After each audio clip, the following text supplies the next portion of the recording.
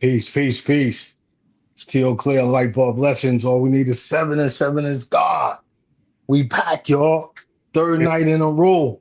And man, we moving, man. And tonight, hey, I'm gonna let my brother do the honors. These men have known each other for a very long time, and I know it's near and dear. Me and Robbie Lytle, we got the flanks, and we're gonna let these two individuals build. And man, I'm just grateful, man. And if you're out there rocking with us, share this. You know what I mean? Don't hate, just share it. Yeah, You know what I'm saying? We all coming together with love, and it means something, man. Because somebody will be blessed and moved tonight from hearing our brother speak from the depths of his heart. And without further ado, Stu Maynard, you got it, bro. yo, again, thank you for joining us, everybody. This is going to be one of the rawest, realest conversations you may ever be exposed to because of the individual we're spotlighting tonight in Brian BG Gordon. Yo, BG, my dude. Yeah, man. Thanks for having me, big dog. Yeah, bro, it's such an honor to have you come on with us and share your wisdom, parts of your story. And your story is so unique. It might blow people away, but I encourage everybody to really pay attention because the vulnerability, bro, that you share in not only chapter 27 of the Born to Risk Veterans Edition book, but you don't have your copy. This book right here. Get you a copy. And then when you get it, buckle your seatbelt and get ready. BG, how you been, bro? Yeah, man. Man, I'm good, man. I'm glad to be here, big dog. Yeah. All right, man. So let's start with chapter 27 of the Born to Risk book, Life, Death, or Truth. What does life, death, or truth mean to the average reader of the book that picks it up and they scrolling through the table of contents and they see life, death, or truth? Well, I would assume they would think of some deep shit behind the story, you know. I mean, I would hope, but yeah, man, the story was written off of my life experiences, all the way from childhood to being in the Marine Corps, serving my country, and even afterwards, man, my struggles after getting out of the Marine Corps and just trying to find my way in life. So it goes from beginning to end, bro. Yeah. Yeah. Wow. I mean, I've read some tell-all type books before. Yeah. I had to read your book multiple times to make sure I was seeing what I was seeing because again, the level of vulnerability that you exposed the world to by sharing your story, I don't know if I've ever seen anyone be as brutally honest about themselves and their journey than you did in this book. And the book is so uniquely titled, you know. Some people might be offended by it, but man, what an attention gainer. You know what I'm saying? Yeah. Tell your story so nobody else will F it up. That's right. Yeah. Hey, because they will. They will. Yeah. You know, and that was the whole purpose of the book, man. Even from the cover, man, I felt like the cover was going to attract the people that it needed to attract. You know what I mean? It wasn't me trying to just be obscene, but I felt like the people that needed the book that would capture their attention. You know what I mean? And also, you know, the main purpose of writing this book was for me personally. It wasn't so much for myself, but I really wrote that book really for others because it's been years of me journaling. It was never supposed to be a book. It was years of journals that I had, you know, I wrote to kind of deal with issues that I had going on in my head. And it just so happened, you know, to get into the hands of one of our good friends, Stu, Dr. Dobson. And, you know, I shared the journals with her, and then she bugged me for 6 months to make it a book. So that's how it became a book, but it was years of journaling. Wow. Yeah. Wow. So, BG, do you remember when we met when I was down in Tampa? And for those of you who don't know, Brian and I go back to my USF days. I purposely wore this shirt because I was at USF working in the ROTC department. I go to a function, and I think for the first time in my life, I was really in the presence of the upper echelon in Black excellence. I had never been around that many Black people that were doing the things that some of our friends were doing. And then I met BG, and I told him I was a Marine, and that was it. It was a wrap. It was a wrap. That bond, man. Hey, it was a wrap. Yeah. You mentioned a couple things, not just in chapter 27 of the Born to Risk book. Yeah. But you talked about all the things that you from your childhood all the way up to adulthood, and how all of those things played out for you. The turmoil growing up in a household. Can you just give us a brief overview of how growing up in a household with both parents didn't necessarily equate to what you were looking for as a child? So I guess there's only one way to say it. I mean, you know how we've had people in our neighborhood, and you could see, maybe they were raised by, one single parent, grandmother, whatever it may be, right? Mm-hmm. And we already knew kind of like the odds were kind of stacked against them. You know what I mean? It was already that, that stigma of growing up, especially in our communities. I hate to say it, but that stigma of, having a single parent, like the dad not being in the home, Yep. And then the kids that had two parent households, those were the kids that had a persona like they had it made. You know what I mean? Like, man, you come from a 2-parent household, man. What you talking about? Like, that was the stigma on growing up with both parents in the household. And unfortunately, man, like, for me, it's difficult for me to say, but sometimes I felt like I might have been better off in a 1-parent household. It seemed to be that much turmoil. You know what I mean? It was always fighting, always yelling. It just as a kid, I just never really felt that peace. You know what I mean? Or really the feeling of being loved, which is I feel a lot of men, especially African American men, I feel like we do have sometimes that ego thing we struggle with being too hard. You know what I mean? But man, it ain't nothing like feeling like being loved on. I don't care who you are. You know what I mean? I don't care what race, what religion you are, but it ain't nothing like feeling like somebody loves you. Yeah. So I didn't get to experience that. Love was shown by, hey, you got clothes on your back, you got food in your stomach. Hey, that was love. You know what I mean? Like that's just what it was. And so yeah, man, like, yeah, I mean, looking back at it now in retrospect, I'm not mad at it because it gave me everything I needed to be able to deal with some of the things that as you read in the book that I had to deal with, man. So it was almost like, God's way of putting me in a situation of toughening me up as a kid, man, that I didn't see at that time. But yeah. It created that sense of I don't know, man, a strength to be able to deal with some of the crazy situations I experienced as an adult. Yeah. Wow. Coach T.O., something I also did today, I reread your book because I knew we were going to have this conversation with Brian Gordon. Your journeys are different, but the adversity that each one of you went through are similar with what you struggled with. And you had 2 parents as well in the house, and it's still, you got off track, went through the struggles that you did. What does that mean to you, hearing Brian Gordon say what he said about growing up in a 2-family or a 2-parent home and that not necessarily equating to love or success? Man, great question. Man, I feel what BG's saying for starters. But one thing we all collectively know, man, the streets is the streets.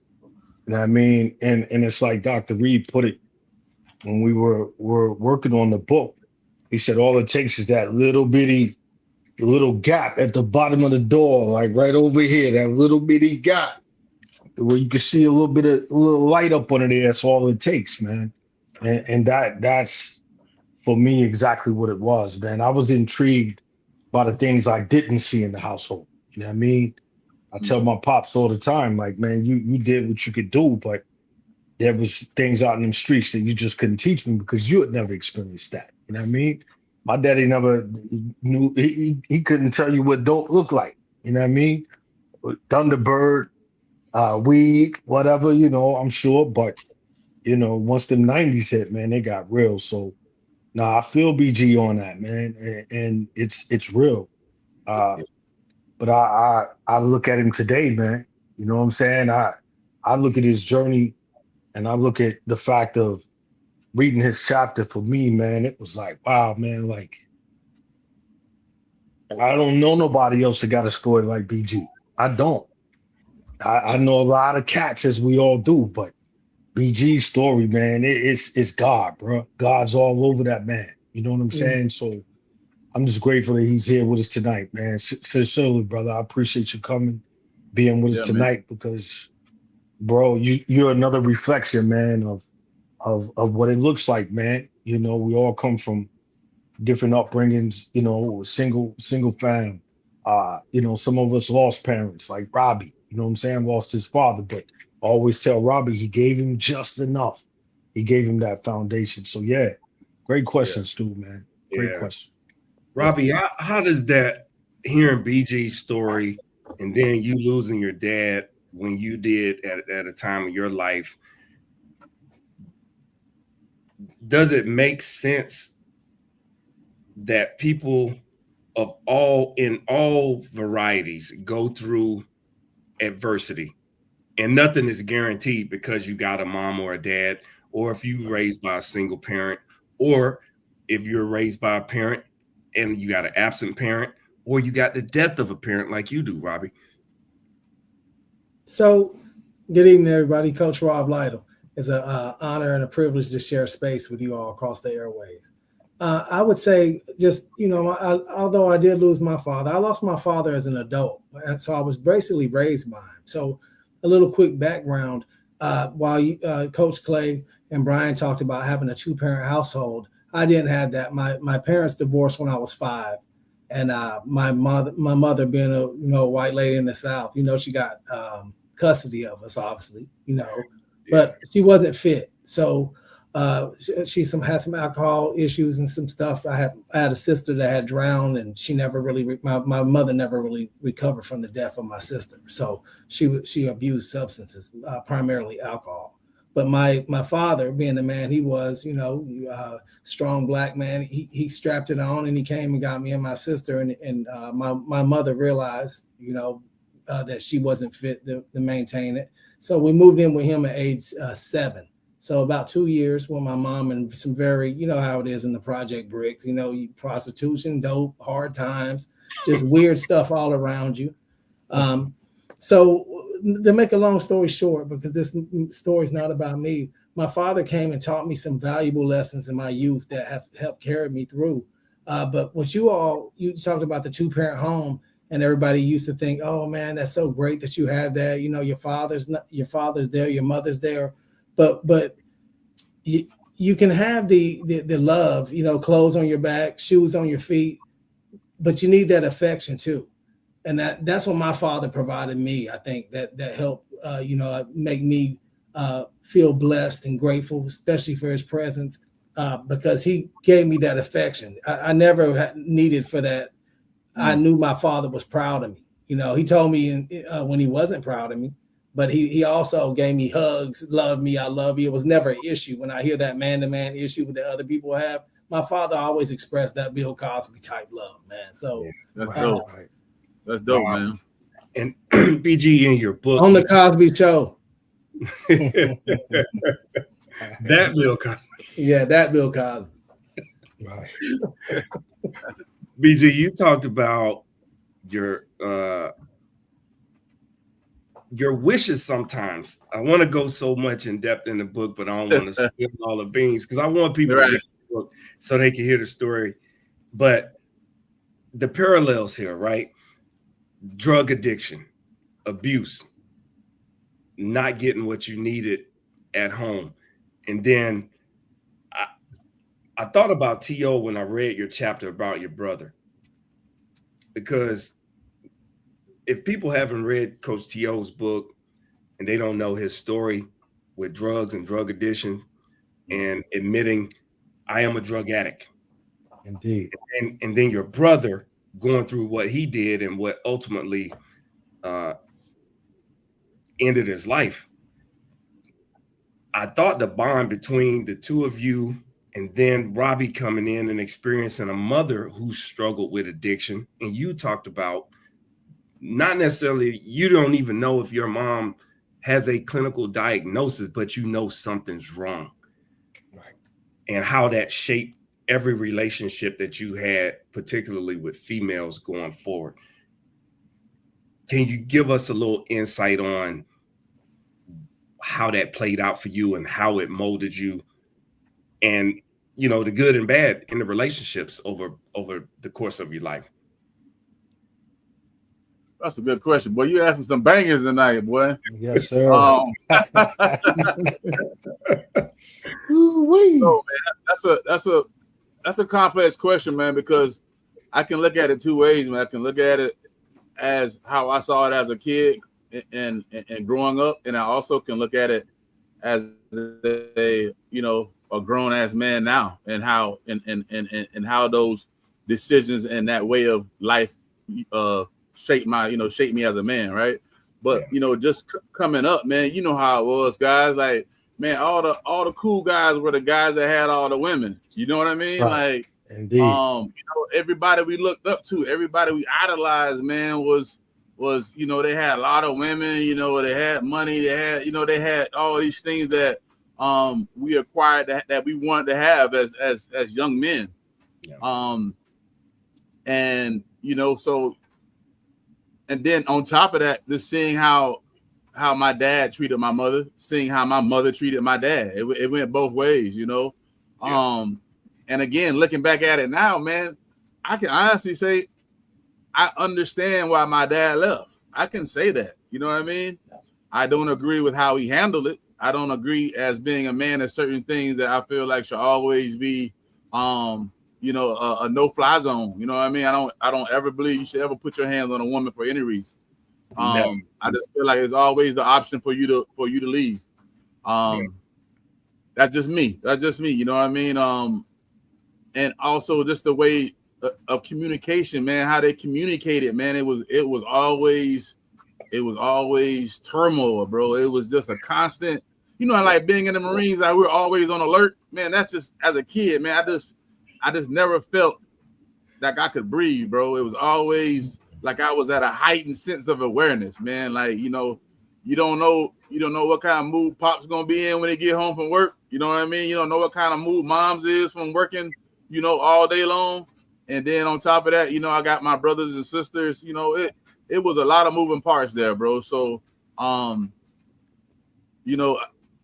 will say this, and then I'll end it on for this question is that, bro, when I graduated high school, bro, like for me, man, I was wild. Like when I say I was wild, bro, I was wild, Stu. You know what I mean? Like everything that I couldn't do as a kid because of growing up in that household, in that environment, I did it, bro. I did it times 10. Hey, bro, listen, Stu.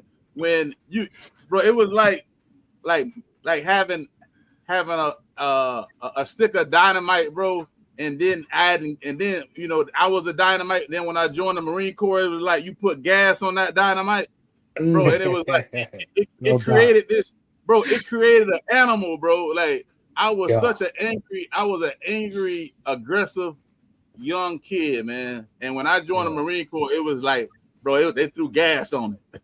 They threw gas on it. Now I got this uniform, bro. I look good. I feel good. And now, you know how it is when we get Got around some money on you. these women love us in that uniform. Yeah, bro. 100%. You know what I mean, bro? And it just spiraled out of control, man. It created a monster. There ain't no other way to say it, bro. It created this monster of somebody that just I didn't value how a woman felt. I didn't give a damn about how a female felt. You know what I mean? It was just about me. And now that I know as a grown adult, bro, it was me trying to fill that void. Yeah. Like that appetite for so many women was me trying to fill that void of not having that love as a kid. You know what I mean? It was just me trying to fill all these voids with all these different bodies along the way. And damn, bro, like even hearing myself talk about it now give me goosebumps because I think about all the time, all the things God saved me from, bro. Like all the things He saved me from with all these women, bro, I was with, man. It's like, damn. Wow. You know, and now this is why at this point in life I'm so at peace, man. Because bro, I don't want to. Hey, bro, I don't even want to play with God no more, bro. I ain't. Hey, bro, I don't push that envelope so many times, dog. It's like, nah, bro. Like, I'm good, man. I love where I am right now in life, bro. I'm at peace. And bro, I want to hold on to this as long as I can, man, because the majority of my life was just turmoil, you know. So yeah. I'm glad to be on here and to talk to other men that I know can understand me because of their trials and their tribulations and the things they experience, and then also being servicemen, like, you know, like you guys get it. So man, it's good to have the opportunity and a platform to be able to talk to like-minded men that want to do good and godly men. So I appreciate this being here. Bro, I'm gonna read a segment from one of the chapters in the book when you're talking about the bond and the brotherhood of being a Marine, right? Here's what you say. It didn't matter where anyone came from because we all were putting our lives on the line for each other. That type of friendship and sense of family didn't exist in the civilian world for me. I struggled to find that type of friendship for many years after leaving the Marine Corps, and have since given up. Big fact. I still stand by that. And the reason why I stand by that is, boy, it's the difference between being back to back with somebody that you know ready to die for you, and then being out here in the civilian world where, you know, people say they're your friend. It ain't the same, dog. You can say what you want, bro. It ain't the same, dog. Bro. It's not. It ain't the same, dog. I'm sorry. It ain't the same. And again, bro, what was crazy is that little microcosm of us being in the Marine Corps. That's the only time, bro, where I can say as a black man that I really didn't, me personally, I didn't feel that race shit. I didn't feel it. Not saying it wasn't there. I ain't saying it wasn't there. It was there. I'm saying I'm not saying it wasn't, but I'm saying with the people that I was dealing with that were surrounding me, like my friends in the Marine Corps, I didn't feel that. And they came from all different, you know, walks of life, man. So that was dope. That was dope to me. Yeah. You know, especially growing up, you know, in the South, bro. Like, man, you know, going to high school and, you know, you having the white kids were over here. You know, everybody had their own clique, and then to be that young, 18. Now I'm in the, you know, you with all types of people. So right. that was dope to me, man. You know what I mean? Yeah. Theo, do you? I know you can relate because in your book, I read some things in there where we all have confronted the ethnicity issue. Yeah. And of course the stigma about the Marine Corps, because we know the Marine Corps was the last of the big four to allow black people to even join. And then when they did allow us to join, we couldn't even go to boot camp at Paris Island. So hearing BG say that and knowing what you know about pushing the envelope like that, and everybody being, we talk about a melting pot as America, but the Marine Corps is even a more unique type of melting pot, because everybody get that work. I don't care what color you are, bro. That's a fact. Go ahead, Theo. Oh man. I mean, it's I'm just grateful to hear BG, man. It, like you said, man, anytime it's like-minded individuals. You know, I'm 4 days away again, 4 days away from being 50 years old, bro. And my youngest son keep asking me like, Dad, like, how you gonna celebrate? What are you gonna do? And I'm like, man, I'm just happy to be home with you all. You know what I'm saying? Mm. Cause we've like BG said, man, bro, I did some wild shit, bro. Like, whoo, man. And just like BG said again, man, I know what God has done in my life, bro, for me, man. And when you understand that and you get to that place, Stu, where you just like, bro, like I know I should have been gone a long time ago. Yeah. Mm. You know what I mean? And the fact that the Lord, you know, gave me that opportunity, man, to keep waking up every day.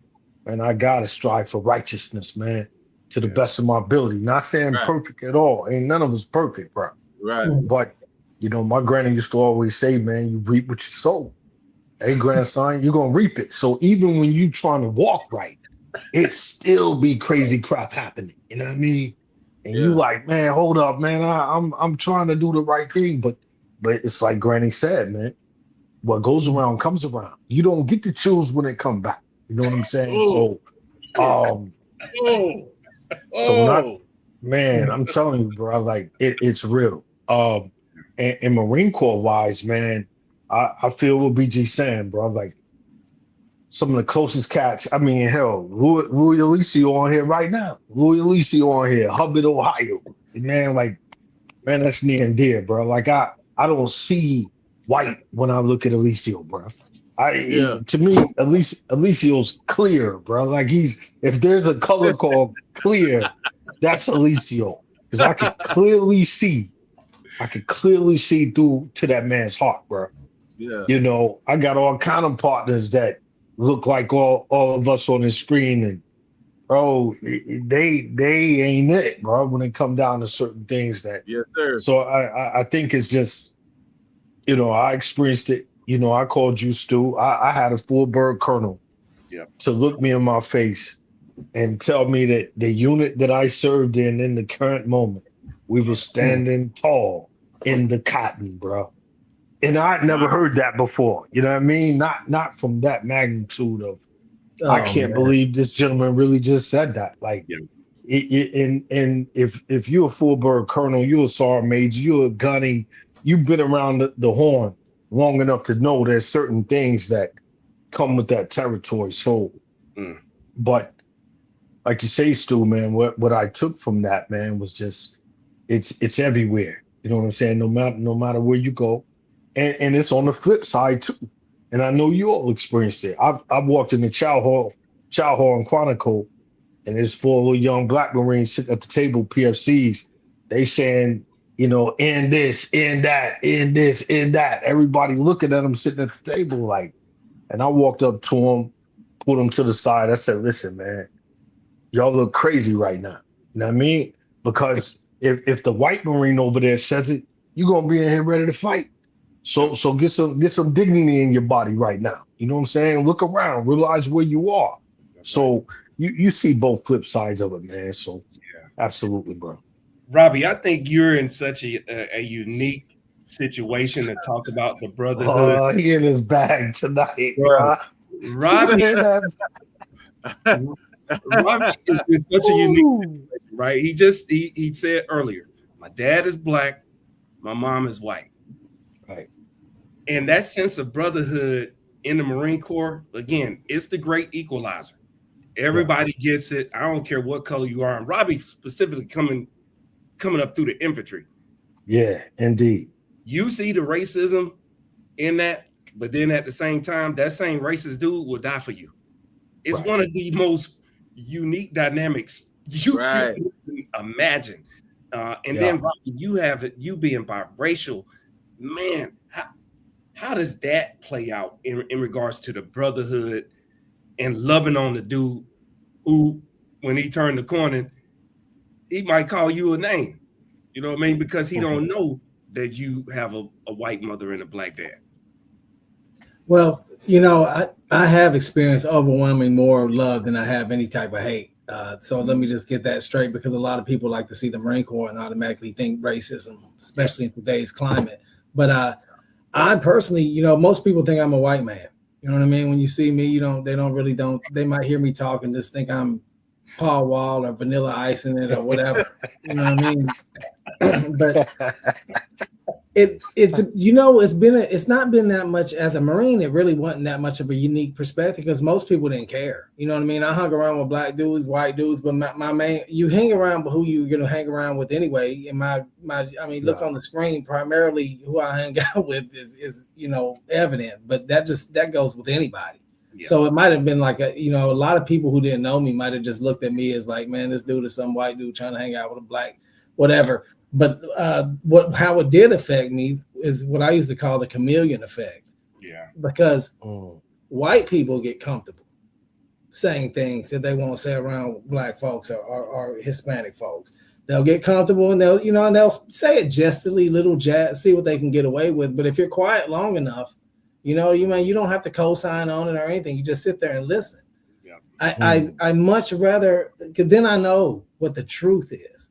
And then Indeed. I just saw you and I realized, oh, that's why that one didn't get the meritorious promotion. This dude over here. You can see little things that start making sense. And then you know how to maneuver, So it's worked in ways that here's a funny story. I was going up for a meritorious board, and they remember how they had to look at your picture and your photo when they put in the packages. Mm-hmm. The sergeant major called me in and asked me why I think I deserve to be meritoriously promoted when I can't even have my photo right because my ethnicity said African American.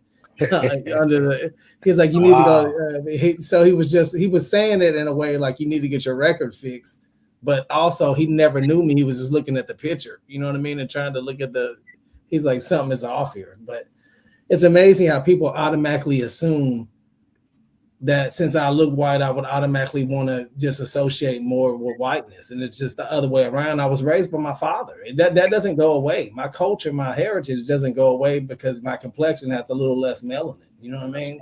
Yeah. So it is what it is. And people think what they want, but I am who I am. And that's what the greatest gift my father gave me. Yeah. Yes, sir.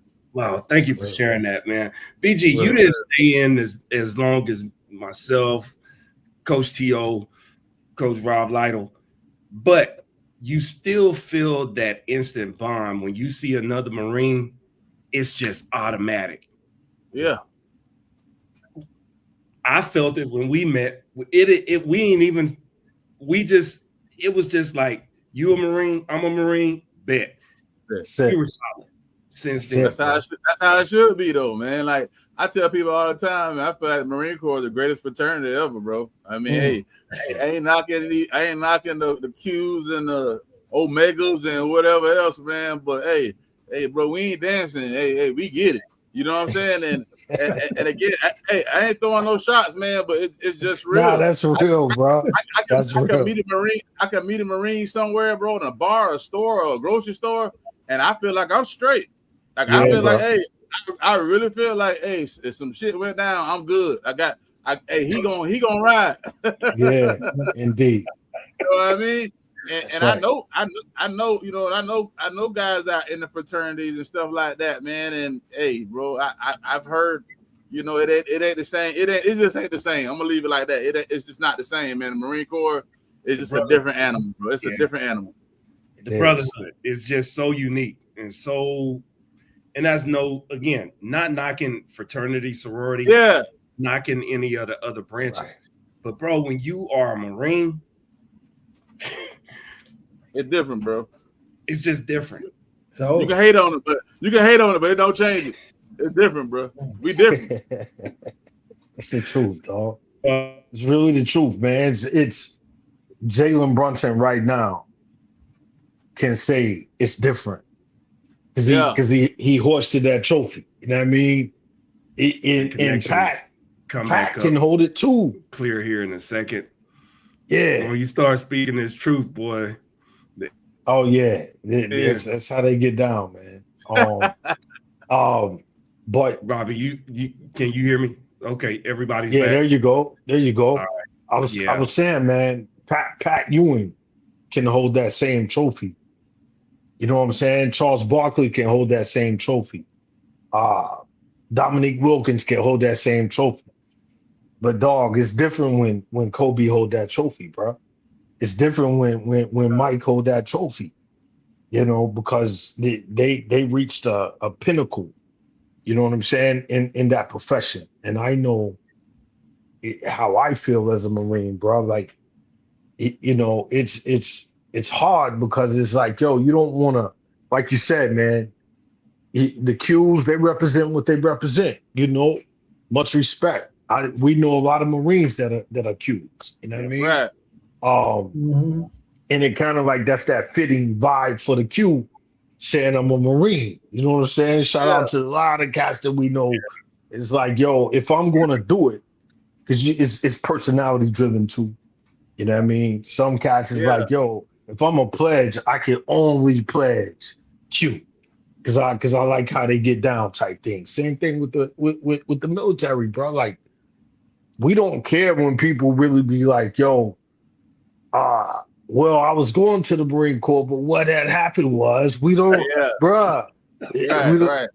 Hey, mad love for you, much respect, but unless you walk that gauntlet, man, you'll never understand it, bro. Yeah. And that, you know, Kizzy always say, is, you know, we here in Georgia, BG, so my wife, she be like, yo, do you think if you was stranded on the side of the road and a racist person rides by and they see your little plate or whatever you stick on back of the truck and they're Marine, do you think they'll stop and help you? And at first I was like, nah, they gonna keep rolling. If they see I'm melanated, they gonna keep riding. She was like, I don't believe that. I believe if they see that eagle go banana, they're gonna stop for that moment, do whatever they can to help you. Then they're gonna go back to their normal racist crap. You know what I'm saying?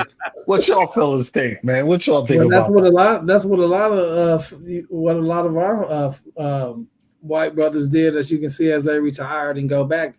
That, to me, that's the biggest shame in the world, man. The Marine Corps takes individuals from all over the United States and abroad, and they take them and put them either in MCRD, Paris Island, or San Diego, and they come out as a warfighter, as a United States Marine.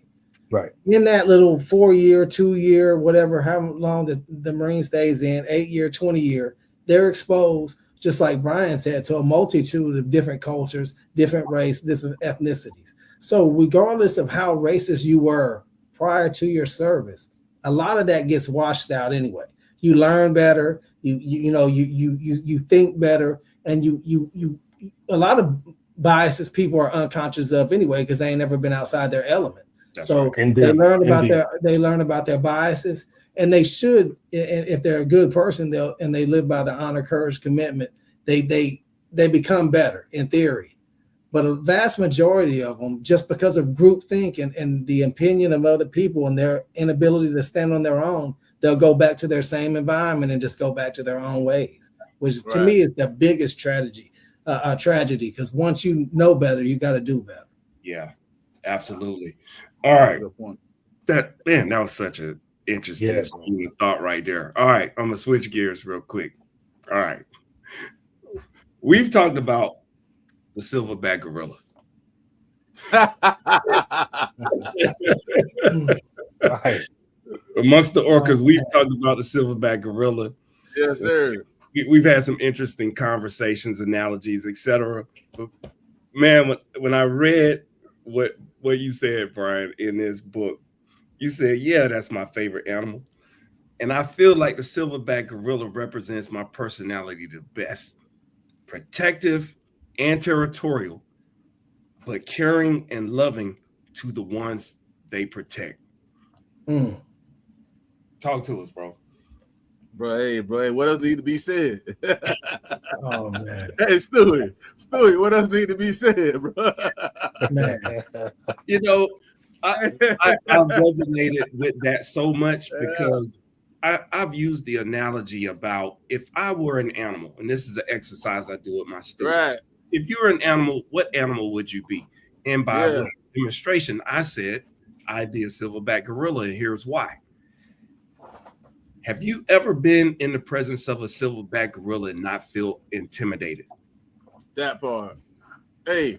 And that don't say that the silverback gorilla rules by authoritarianism. It's just their presence alone, and you know what it represents when you walk in their presence. They demand respect, and that's what I took away from.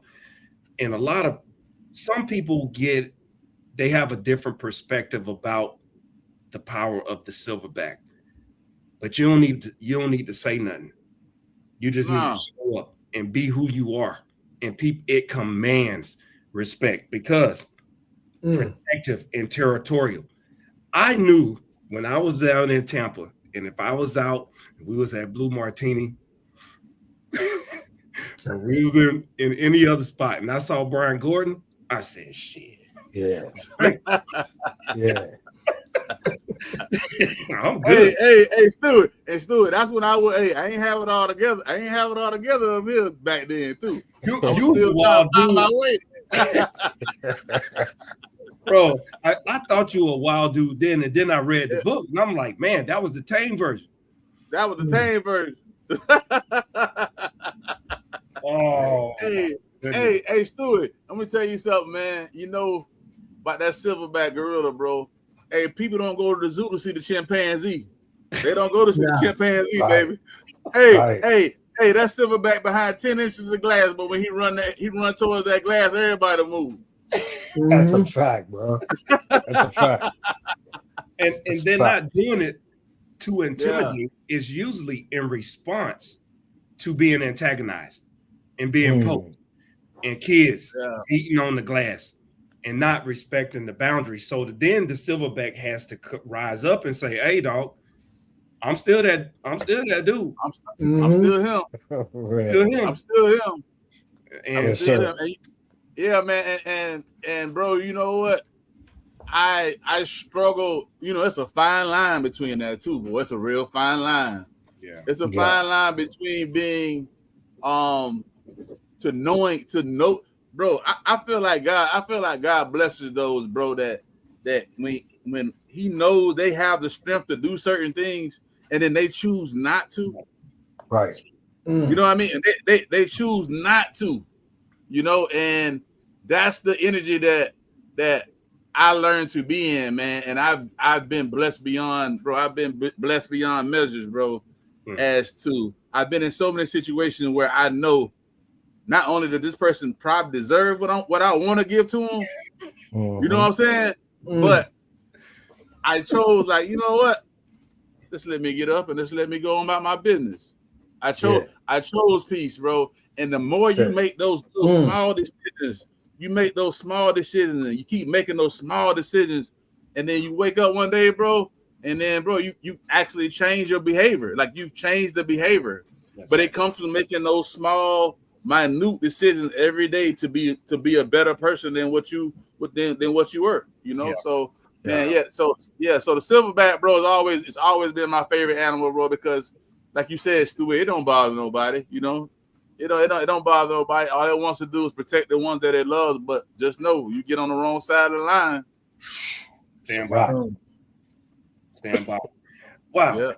It makes so much sense now as you have evolved, owned multiple businesses, failed at businesses, succeeded at others, and then ultimately the gorilla analogies with the protective and territorial nature of what you are involved in, particularly right now. It makes so much more sense. So for those in the audience that don't know, BG, tell the audience what you're involved in regards to the tactical gear, the ammo, the everything. Yeah, so you know, I started a security company about 10 years ago called Tactical Society Gear and Security, and when I first started that company, bro, I basically just wanted to have I wanted to create my own security agency, but there's a waiting period to be able to have a license, right? To be able to have a license to run that company. Yeah. So either you hire somebody that has that license or you wait that time, you wait out that time. So I decided to wait out that time. And while I waited out that time, man, I just decided to, I got my gun manufacturing license, I got my private investigation license. So I just did things to keep me busy. And at that time, bro, I was still dealing with the murder of my brother. Yeah. So I did all these things, man, just to be transparent, bro. I just try to stay busy, dog. I was trying to stay as busy as I could, man, to keep my mind occupied. And man, when I tell you, bro, I did so much shit. I look back at it now, like I don't know how I was able to do a lot of these things, man. Like, that's a lot to create the security agency, the private investigation license. I went and got my gun manufacturing license, and then not only did I do that, I created my own trademark gear line. So a lot of this stuff is my company. It's like my brand. So that turned into me meeting a lot of guys in the cigar world, and I was doing a lot of business selling guns, gear, trainings, concealed weapon permitting, all that to guys that were in the cigar world. And that turned into me creating my own cigar line. So that's where that came from. And I call that Guns and Gars, and the Guns and Gars, the name of that company, and the cigar is called the Second Amendment Collection. So yeah, bro, it just snowballed, man. It just started snowballing. And thank you, bro.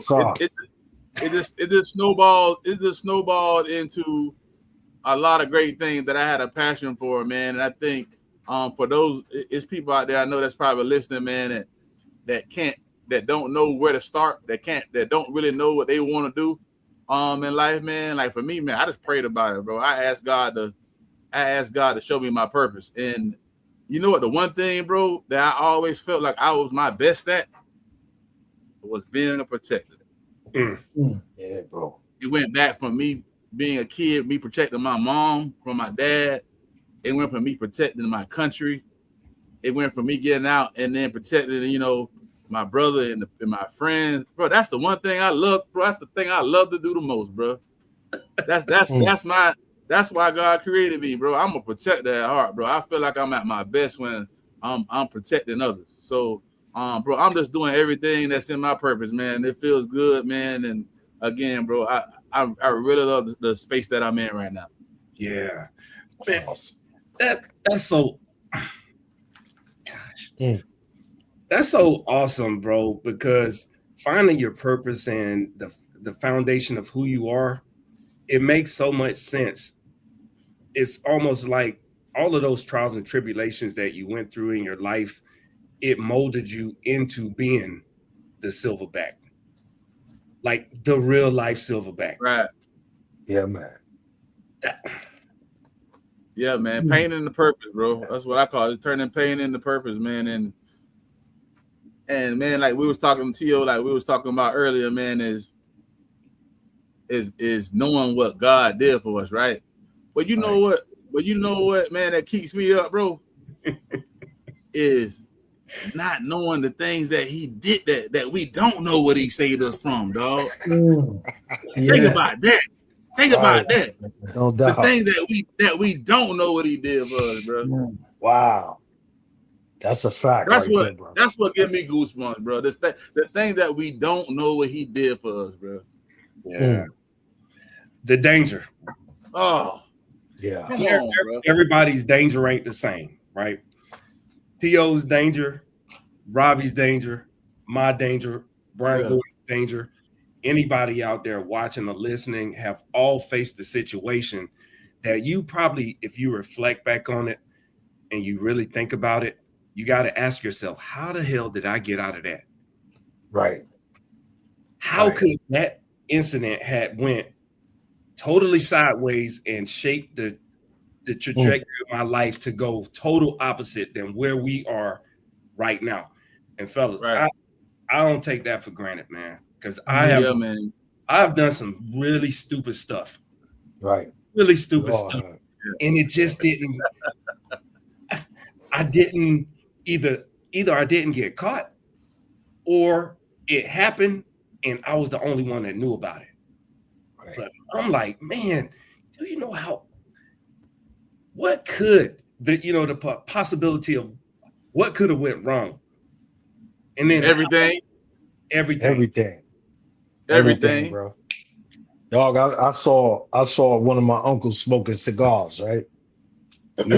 Ball style. I was like, man, I'm gonna try that, dog. As soon as I catch him slipping, because he used to put his cigars out outside the house, BG. It'd be like half a stogie, right? I find some matches. I was sneaking in the back closet. My mama had some old carpets rolled up in this little back closet. I'm back there. I'm blowing big, bro. I'm smoking like a boss hog, bro. I'll be like, I think I'm grown. I'm probably like 11, 12 years old. Man, that turned into like, man, every day, bro. And what I was doing, I was taking once I would light it and puff the cigar, I was throwing the matches back behind that rolled up carpet. Bruh, I don't know why. Mama out of nowhere. I'm gonna go ahead and clean this closet out, Joe. Man, my mama pulled them carpets off out of there, bro. No, it's a million little burnt matches back there, bro. Hey, bro. Dog, worst whooping I've ever had in my life, bro. 100%. But it was Pops, though. Pops is like, oh, you think you're grown? Oh, okay. Okay. He went and got a big, huge stogie. One of them big, long joints, man. He made me smoke that whole thing, bro. And, for the longest, man, that's old school. Yeah, man. But I say that, fellas, based on, like, man, we've done things, bro, that when you look back and you reflect on it, man, it's like, man, somebody's always watching, just like we say in the Marine Corps. Yeah. Just like right now. So somebody's watching right now. They'll never acknowledge it. You know what I mean? And that's the question I have for you, BG. Yeah. Man, like, what was it, man, that made you write that memoir, bro? Like, when did you get to that point where you say, yo, it's time, I'm writing it, bro? Can you kind of expound on that for us, bro? Man, the best way for me to answer that, T.O., is, without telling the book, bro, I made a lot of promises to God, bro, when I was in that situation, Yeah, bro. I made a lot of promises, bro. When I say I made some promises, I made some promises. I was like, hey, God, you get me out of this situation. Like, if ever I'm put in a situation, I'm going to glorify your name. Come on now. And bro, and you know what? What's crazy, T.O.? Even after God, bro, removed me from that situation. I still ran. And he still kept his hand on me, bro. Oh, bro. Wow. Bro, he still kept his hand on me, bro. Like, God's grace is, bro, it's, man, dog. Like, he still kept his hand on me, bro. And that's the thing, bro, that, oh, man, well, I ain't trying to get emotional. But, man, that God's grace is crazy, bro. God's grace is so amazing, man. It's such a beautiful thing, man, to know that we do wrong and we know we doing wrong, but his grace, he loves us so much the way he still keep his hand on us, bro, and he still keep us covered. Like, man, and that got me to the point to where I am now, man. Like, it was just a point to where I said, you know what, bro, I made that promise to God, man. I gotta keep that promise. So I felt like me telling my story would help somebody else tell their story that would set them free too. Because my story set me free. You know what I mean? It was if something were to happen to me, today or tomorrow, whenever, when I leave, I want people to know, nah, this was his story. This is I told that. Brian Gordon told that story. That's how that went down. That's how that really went down, So I didn't never want nobody to, what I'm saying? I ain't want nobody speaking. When I'm out of here, I don't want nobody speaking for me. Nah, you pick up the book, read the book, bro. Man, come on, bro. And I encourage others. Bro, because there's a lot of people that's keeping secrets, right? Dog, you know how many people that keep secrets, bro, that done been molested, that done been abused, That Come on, bro.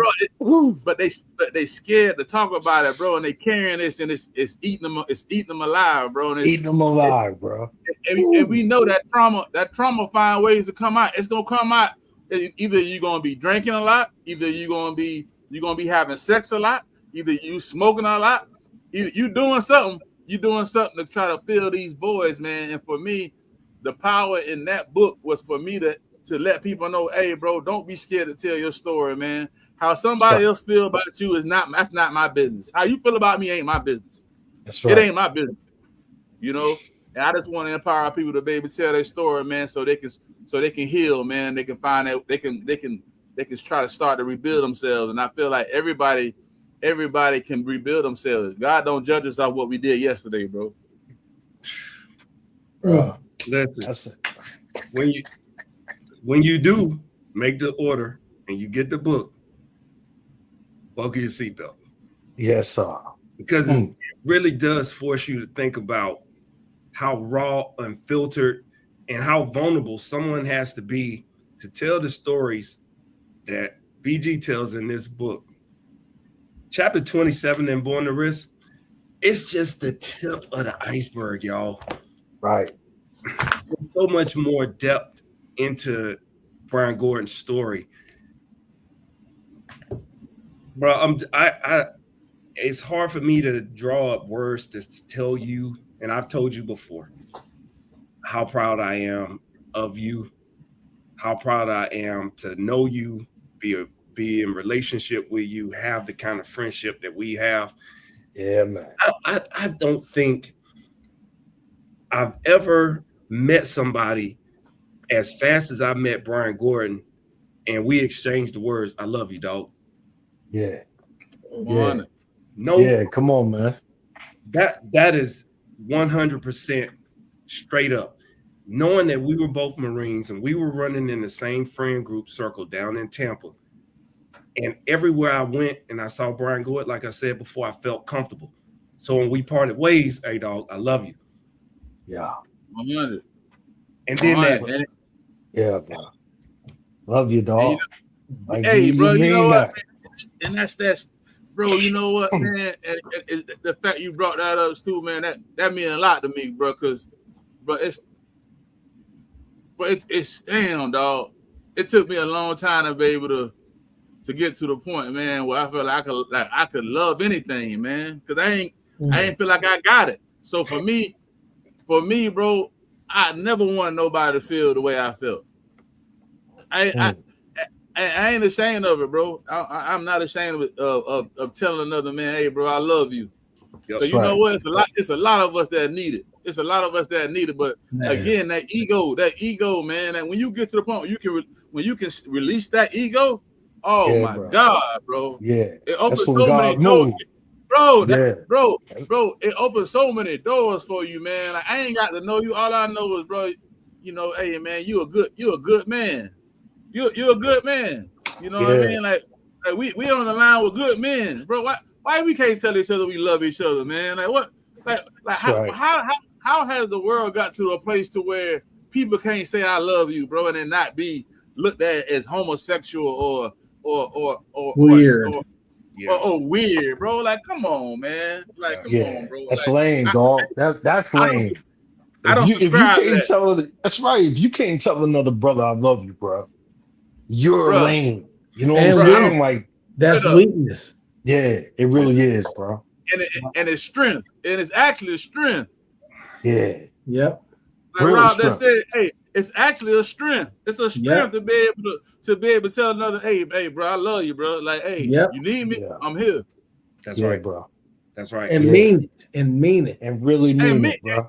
And mean it, bro. So yeah, man, Stu, hey, I appreciate you bringing that up, man, because like when I met you, bro, the Marine part aside, I could just tell you was a good man. You know what I mean? Indeed. I could just tell you was a good person, bro. Yeah. You know, so it was an honor to be. It was an honor to be in your presence as well, man. So, man, hey, I appreciate you. I appreciate all y'all. Man, bro. So if there's any, as we kind of wind down, we've been on almost exactly an hour, and we could go on, man. Cause Yeah, bro. Yeah. It feel like 5 minutes, bro. I know. I'm enjoying this, y'all. I really am, man. I'm enjoying it, bro. Yes, sir. Because this is a space we want to create where we can bring brothers in and we can love on each other and break those stigmas about the male ego and showing each other, nah, dude, I'm stronger because I got a good relationship with this dude. I didn't know all of those struggles Brian Gordon faced in his life and not ever being told that he was loved. It just felt natural for me to do that in that moment. Little did I know that it was mutual. And if Brian Gordon can come back from the depths of his story of feeling like he felt and going through the situations that he's been through, anybody can. Bro, all I know, gentlemen, man, is dog, like you said, BG, man, I don't be trying to get emotional, bro, but it is so real, bro. Like, these are the moments that God told me from the door. Said, man, listen, if you do it in my name, my will be done. And tonight, bro, the will's done, bro. Like, dog, like, man, it's from last night with JV, Steve Miller, man, tonight with you, BG, tomorrow night got Eddie RC, Saturday night, Jonathan Borders, Robin Faulkner, bro. Like, these are some of the most amazing people to ever walk the planet, bro. It's bigger than a book, man. Right. It's way, way, way bigger and deeper than a book, bro. Way bigger. Like, we're grateful. I remember when Stu called me, BG, he said, man, I just talked to my dog, Brian Gordon. Man, he said, man, I'm in. And I was like, word. I said, word. And man, I remember going on Facebook and I looked you up. You know how we do in the Marine Corps. We sniff each other's butt. You know how I go. You know, I'm looking at you, bro, and I'm like, dog, bro is doing amazing, bro. Like, he's doing amazing things, bro. Yeah. And that just made me so happy, man, in my heart, because I was like, bro, the associate aspect of the people, man, the bonds that we share, like the bond that you two have, bro. It's real. From Tampa, Florida, bro, till the day. If Stu Maynard called down there, ABG, bro, I need you, bro. You gonna get on the 95 and you gonna ride, bro. First thing smoke. First thing smoking, bro. You know, great people in the chat, man. Shout out to Ryan Clonch, Paul T. Archie in the chat, JP Corville, man. Like, dog, it's a magical thing, is all I'm saying, bro. Yeah, it's really magical. Yeah. I thank you, BG. Like, for real, bro. I can't wait till we get together, smoke a bone. You know what I'm saying? It's gonna be special, bro. 100%, man. Yeah, for sure, man. It's been good, man. I really enjoyed this tonight, man. Truly enjoyed it. Absolutely. Hey, man, my boy called me, man. I can't tell him no. I can't tell him no if I wanted to. No doubt. You know what I'm saying? Hey, Tio, you know how it is, man. Yeah, absolutely. You know how hey, that boy, he asked you something, man. You'll feel bad telling him no. He just that type of guy. Yeah, you know that's the difference. That's the difference right there, bro. Yeah, yes, man. sir. You know, he speaks highly.